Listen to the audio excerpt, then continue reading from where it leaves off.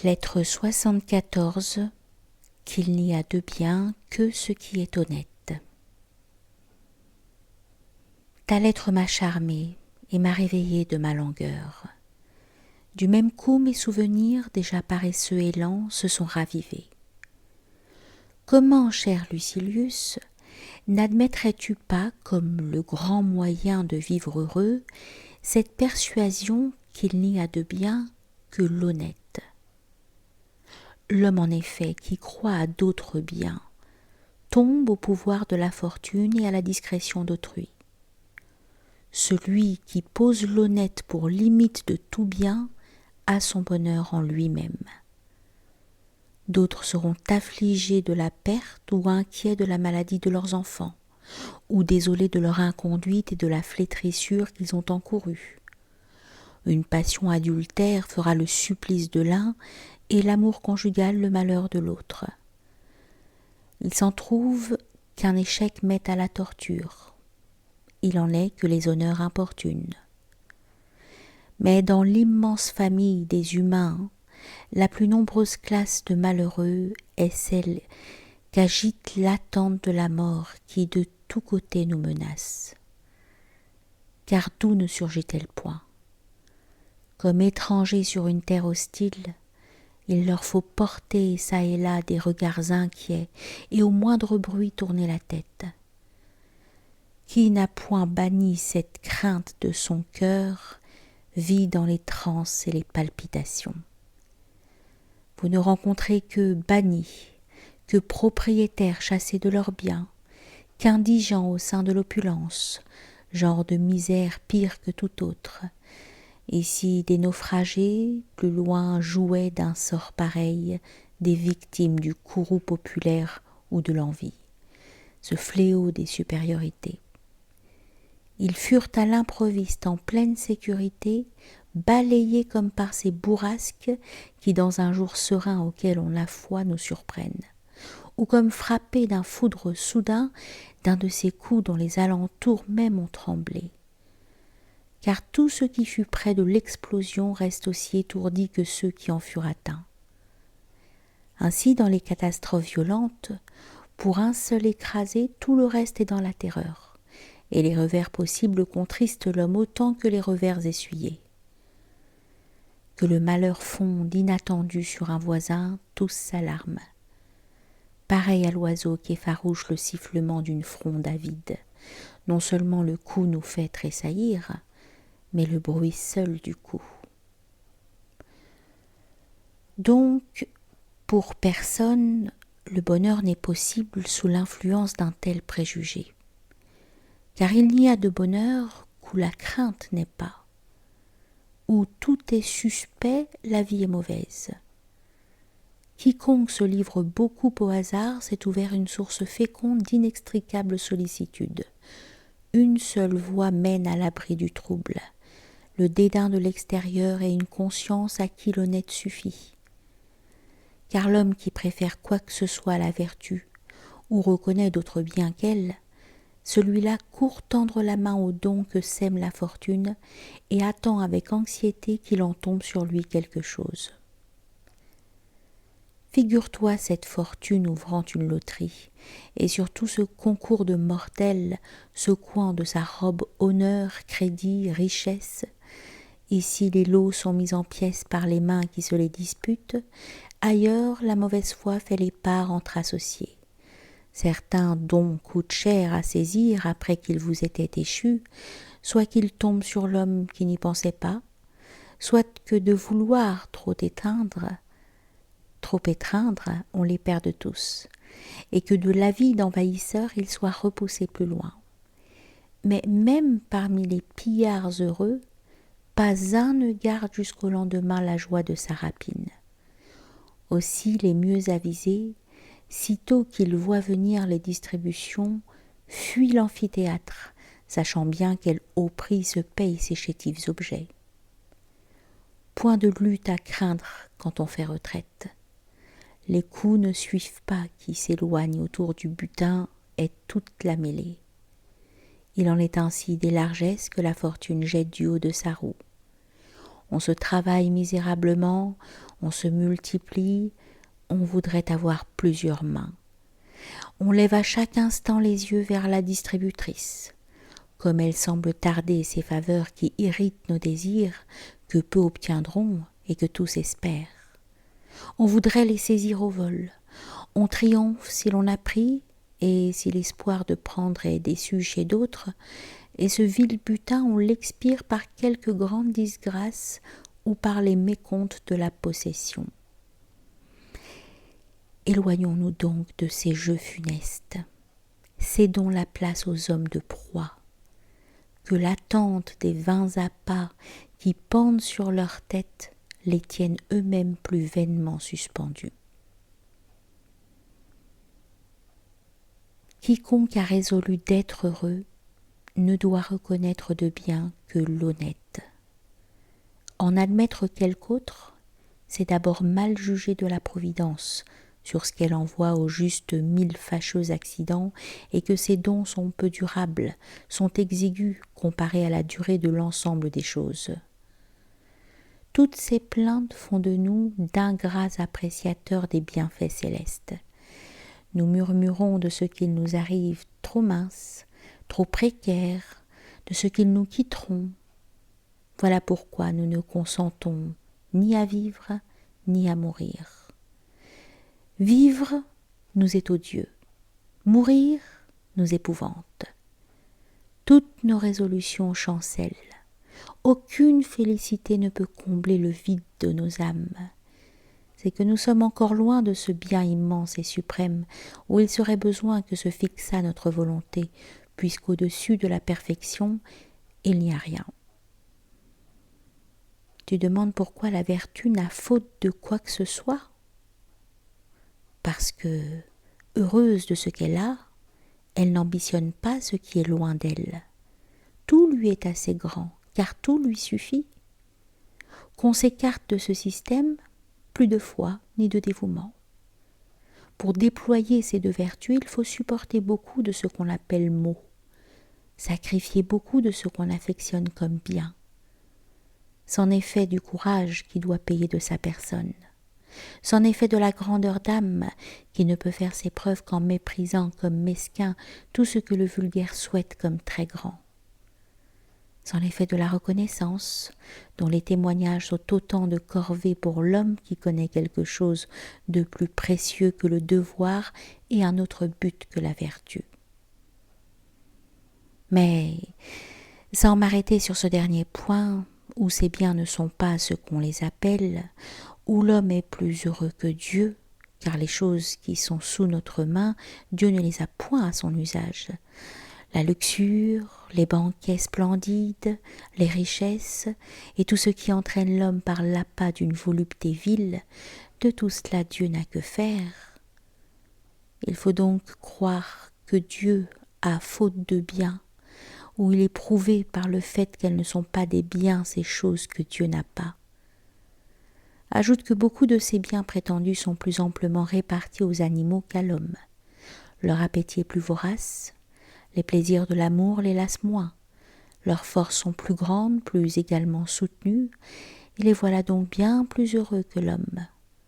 Ils vivent en effet sans iniquité et sans fraude. Ils jouissent de volupté et plus pleine et plus facile, sans craindre aucunement la honte ou le repentir. Vois maintenant s'il faut qualifier bien ce en quoi l'homme l'emporte sur Dieu. C'est dans l'âme qu'il faut circonscrire le souverain bien.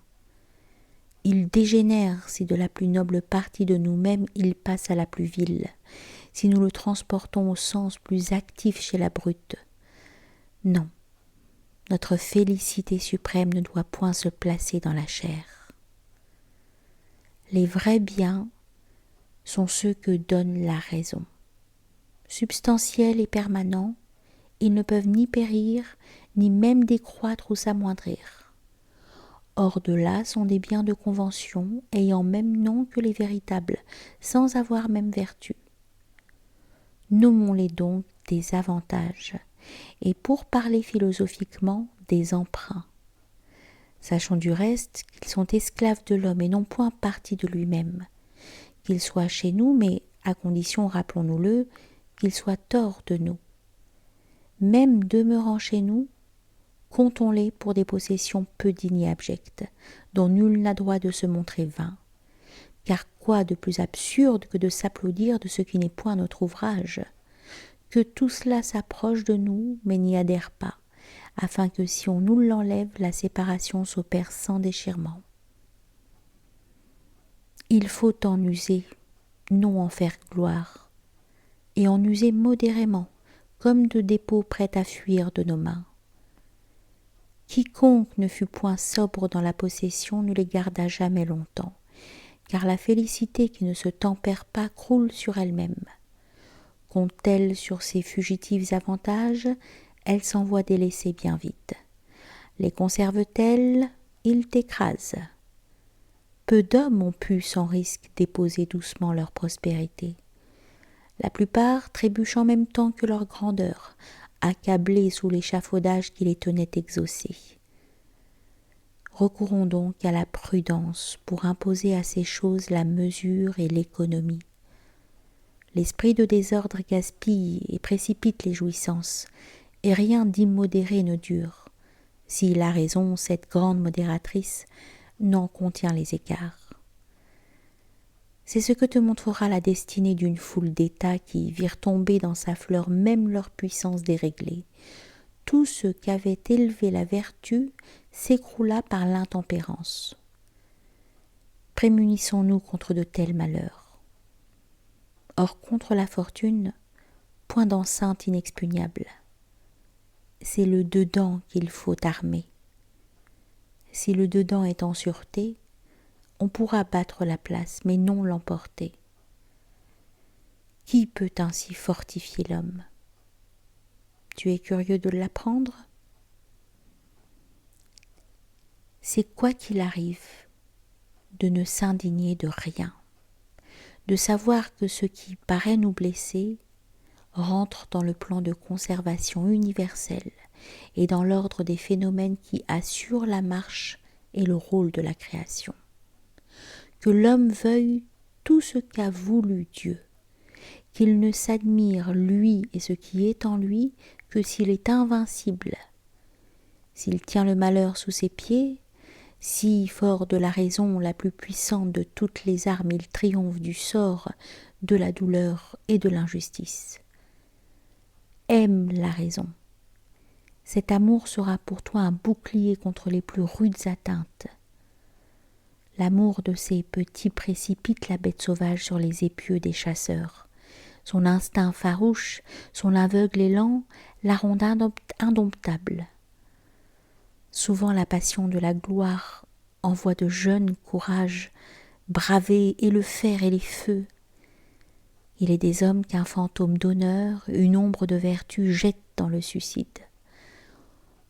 Autant la raison est plus courageuse et plus constante que tout cela, autant elle se fera jour avec plus d'énergie à travers les épouvantails et les périls.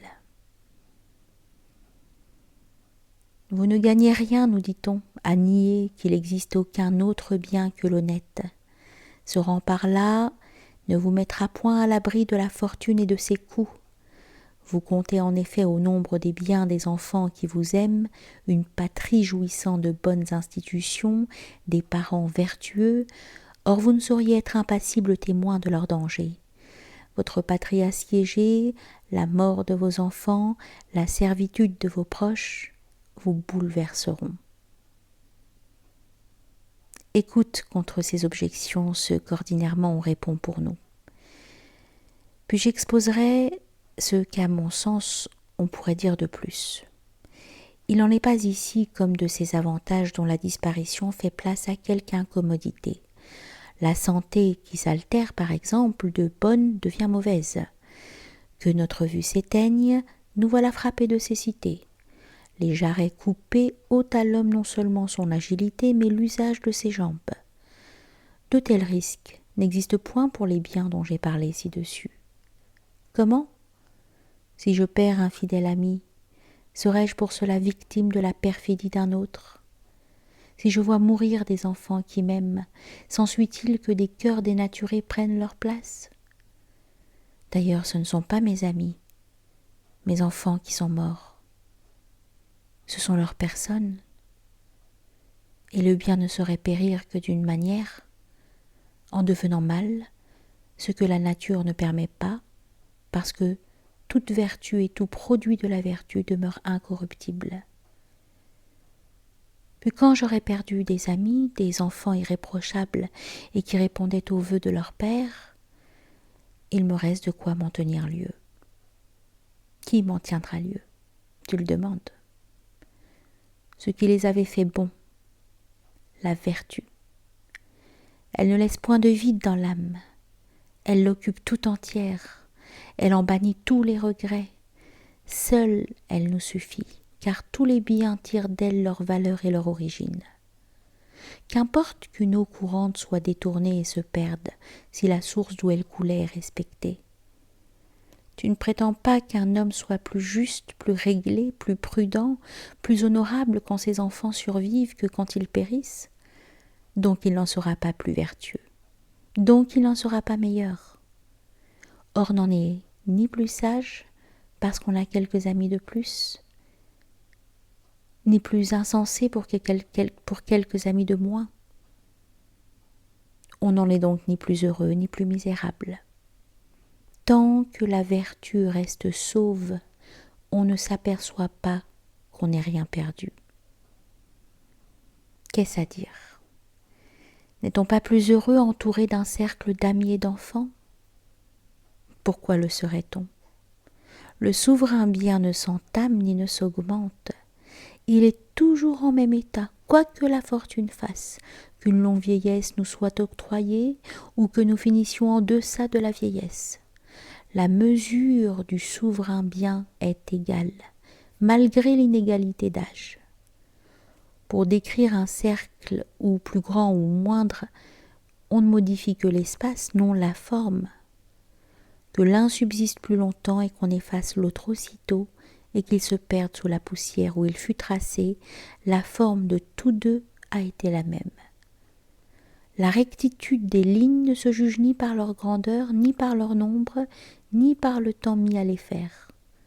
Qu'on les prolonge ou les raccourcisse, il n'importe. Pour une vie vertueuse, prends l'espace d'un siècle et retranche-en tant qu'il te plaira. Ne lui donne qu'un jour, ce n'en sera pas moins une vertueuse vie. Tantôt la vertu agit dans une large sphère, gouverne des royaumes, des villes, des provinces, fait les lois, cultive ses amis, remplit librement ses devoirs envers ses enfants et ses proches. Tantôt, elle se voit restreinte et comme circonscrite par l'indigence, l'exil, la perte d'héritiers. Toutefois, elle n'est pas moindre, encore qu'elle soit tombée du fait des honneurs à la vie privée, du trône au rang le plus obscur, du vaste exercice de la toute-puissance à l'étroit asile d'une cabane ou d'un coin de terre. Elle n'en est pas moins grande, fût-elle refoulée en elle-même et chassée de partout, car elle n'a rien perdu de la hauteur, de la noblesse de ses sentiments. Sa prudence n'en est pas moins éclairée, ni sa justice moins inflexible. Donc aussi, elle n'en est pas moins heureuse. Le bonheur n'ayant qu'un seul domicile qui est l'âme, où il apporte sa fixité, sa grandeur, son calme, ce qui sans la connaissance des choses divines et humaines serait impossible.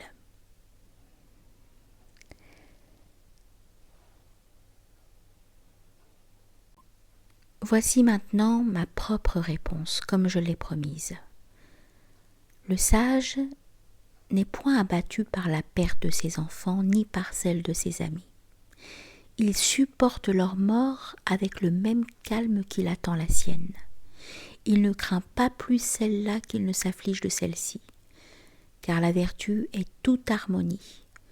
Tous ses actes sont à l'unisson et en concordance parfaite avec elle, concordance qui sera détruite si l'âme, de la hauteur où elle devait être, se laisse plonger dans le deuil et le désespoir.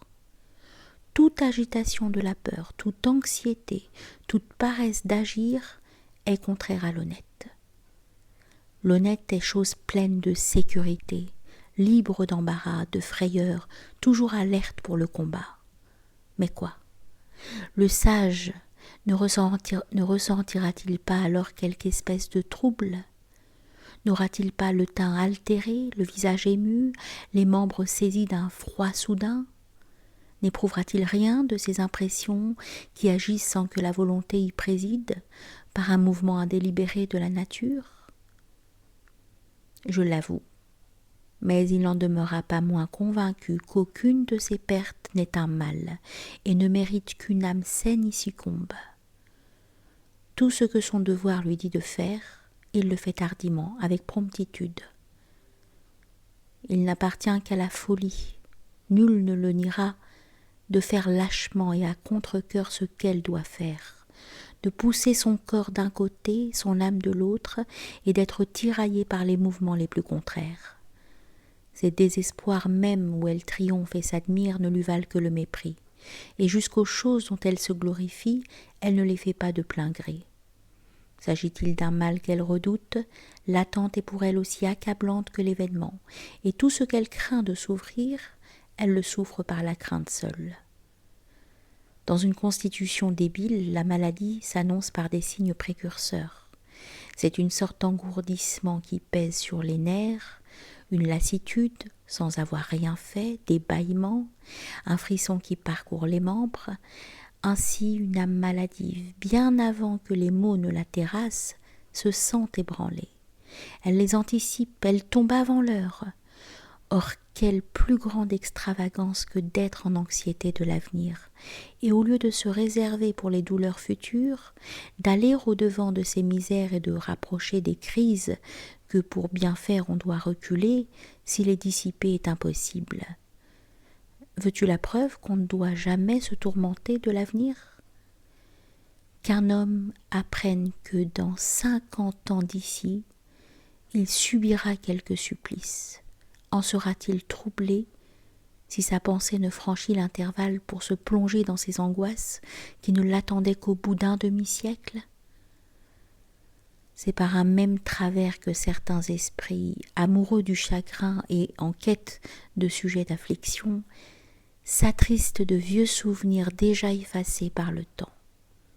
Les peines passées, tout comme celles à venir, sont loin de nous. Nous ne sentons ni les unes ni les autres. Or il faut que l'on sente pour qu'il y ait douleur.